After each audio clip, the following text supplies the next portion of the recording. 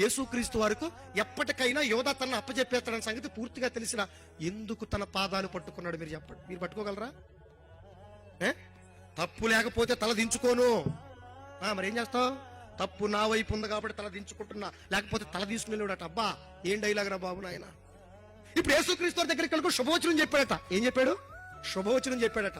చెప్పి ఏం చెప్పాడు చూడండి. మీకు శుభం అని చెప్పి ఆయన్ని ముద్దు పెట్టుకున్నప్పుడు యేసుక్రీస్తు తెలుసు కదండి ఎందుకు ముద్దు పెడతాడో తెలుసు.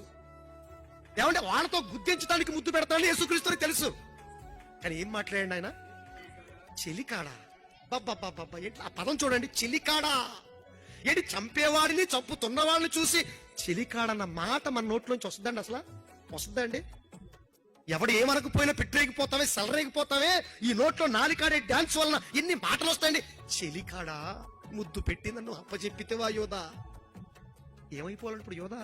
నచ్చని సుగుణాలున్నా ప్రేమించటం, శత్రువును కూడా ప్రేమించటం, చంపటానికి వస్తున్న కడుపులో కత్తి దిగిలా లేపుతున్న చెరగని దరహాసంతో మొక్కవోని విశ్వాసంతో ప్రేమించటం, క్షమించటం, ప్రార్థన చేయటం నా యేసుకే చెల్లు. ఈ ప్రపంచంలో ఎవడండి అలా చేయగలడు? ఈ ప్రపంచానికి యేసుక్రీస్తు ఇస్తున్న పిలుపేంటో తెలుసా?